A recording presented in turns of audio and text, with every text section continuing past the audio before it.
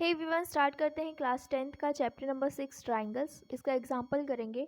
Example number 2 में क्या given है?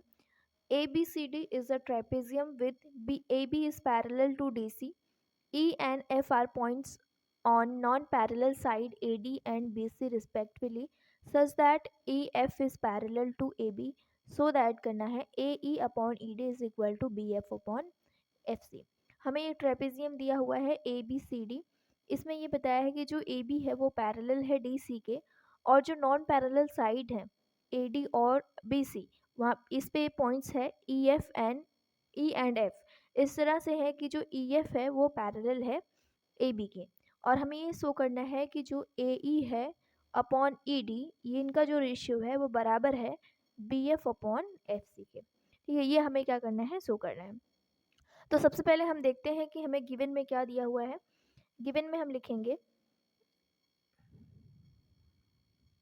हमें ये जो साइड दी हुई है A B is parallel to D C, ये बताया गया है कि ए बी जो है वो पैरेलल है डी सी के। और दूसरी चीज़ ये भी दी हुई है कि जो यहाँ पे ई एफ हमने ये जो लाइन ड्रॉ किया ई एफ, ये भी पैरेलल है ए बी के। E F is parallel to A B, तो यहाँ से हम ये लिखेंगे E F is parallel to A B.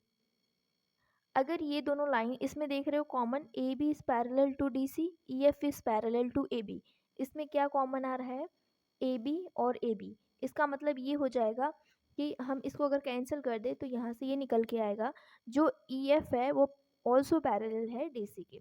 तो हम यहाँ से लिख सकते हैं, सो जो ई एफ है वो पैरेलल है डी सी के। क्या रीज़न बताया? रीज़न ये है कि जो lines parallel to the same line, अगर सेम लाइन के पैरेलल होती हैं, are parallel to each other, तो वो एक दूसरे के क्या हो जाते हैं, पैरेलल हो जाते हैं। ओके, और हमें प्रूफ ये करना है कि जो ए ई है और जो ई डी है उसका जो रेशियो है बराबर होगा बी एफ और एफ से के। ये हमें प्रूफ करना है। तो हम आगे फर्दर स्टार्ट करते हैं। यहाँ पे मैंने कुछ कंस्ट्रक्शन किया हुआ है। कंस्ट्रक्शन ये किया है जो हमें कंस्ट्रक्शन में करना है। ये जो लाइन है, देखो ये ट्रेपेजियम दिया था ए बी सी डी, तो हमने ट्रेपेजियम का तो ऐसा कुछ पढ़ा नहीं है, हम ट्राइंगल का पढ़े हैं। ट्राइंगल में हमने देखा हुआ है जो बीपीटी था, बेसिक प्रोपोर्शनलिटी थ्योरम, फिर उसका हमने कन्वर्स देखा हुआ है। तो अगर हम क्या करें, इसको ट्राइंगल के फॉर्म में लेकर आए, तो मैं क्या करूँगी, यहाँ पे ये जो ए सी है मैंने उसको क्या कर दिया, ज्वाइन कर दिया। तो हमने कंस्ट्रक्शन किया ज्वाइन ए सी, और जो कि इंटरसेक्ट कर रहा है टू इंटरसेक्ट ई एफ को इंटरसेक्ट कर रहा है एट पॉइंट जी पे। यहाँ पे इस पॉइंट पे वो इंटरसेक्ट कर रहा है। ओके, नेक्स्ट स्टेप चलेंगे। यहाँ पे ये जो दोनों ट्राइंगल बने हैं, अब एक एक ट्राइंगल करके हम इनको क्या करेंगे, सॉल्व करेंगे। तो मैं अगर यहाँ पे फर्स्ट ट्राइंगल लेती हूँ ए डी सी, इस ट्राइंगल में अब हम देखेंगे कि ये जो लाइन है, यहाँ से हमने ये तो निकाल लिया कि जो ई एफ है वो पैरेलल है डी सी के। अगर ई एफ है पैरेलल है डी सी के, तो अगर मैं इसका पार्ट लूँ इजी, तो ये भी क्या हो जाएगा, पैरेलल हो जाएगा डीसी के। मतलब अगर कोई लाइन पैरेलल है, फॉर एग्जांपल ये दोनों लाइन पैरेलल है, मैं मान लेती हूँ ये दोनों लाइन डीसी है और ये ईएफ है, और मैंने क्या किया, इसका हाफ कर दिया। तो ये जो हाफ होगा, ये जो इसका हाफ होगा, ये कोई भी पॉइंट मैं जी मान लेती हूँ, ये जो ये इसकी जो हाफ लाइन होगी ये क्या होगी, ऑल्सो पैरेलल होगी ये पूरे लाइन की। मतलब कि अगर दो लाइन पैरेलल है तो उसका अगर हम पार्ट भी ले रहे हैं तो वो भी क्या हो जाएगा, पैरेलल हो जाएगा। तो यहाँ पे हम देखेंगे, सबसे पहले लेंगे इसमें ट्राइंगल। नाउ इन ट्राइंगल, सबसे पहला ट्राइंगल एडीसी ले रहे हैं। एडीसी में हम ये देख रहे हैं कि जो ये ईजी है वो पैरेलल है डीसी के। क्यों पैरेलल है, अभी जस्ट मैंने बताया, क्योंकि ईएफ था पैरेलल डीसी के, यहाँ पे हमने ऑलरेडी निकाल दिया था, तो उसका पार्ट भी क्या होगा, पैरेलल होगा। तो हम यहाँ से लिख सकते हैं E G is parallel to D C. तो ये हमने क्यों लिखा, क्योंकि as E F is parallel to D C. तो अगर ये दोनों पैरेलल लाइन है तो हम यहाँ से बाई बीपीटी के जो थियरम था उसके हम अनुसार ये लिख सकते हैं कि जो ए है उसका रेशियो और जो एडी है उसका रेशियो मीन्स ए अपॉन ईडी का रेशियो बराबर होगा एजी अपॉन जीसी का रेशियो के।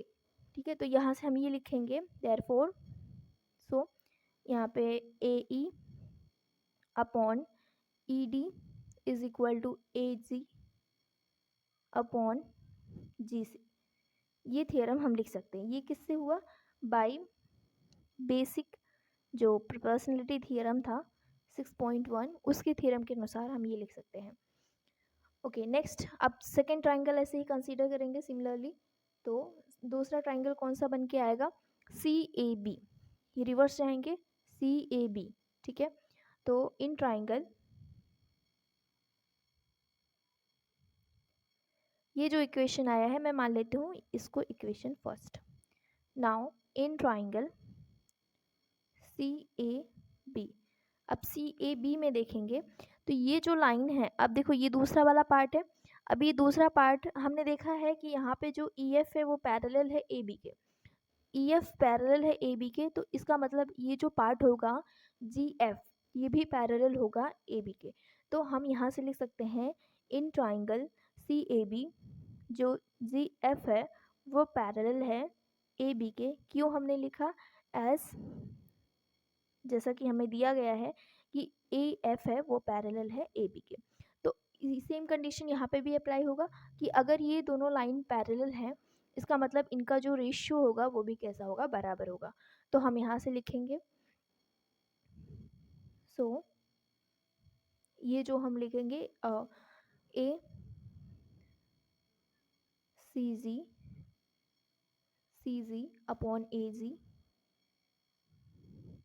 Is equal to C F upon B F.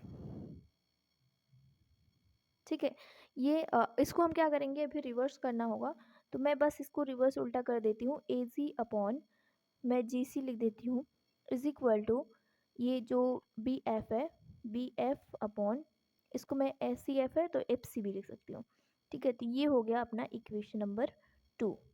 ये हो जाएगा इक्वेशन 2 और ये हो जाएगा इक्वेशन 1।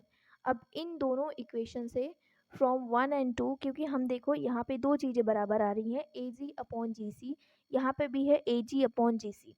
तो इससे हम ये लिख सकते हैं अगर ये दोनों बराबर हैं तो ये दोनों भी क्या हो जाएंगे? बराबर हो जाएंगे।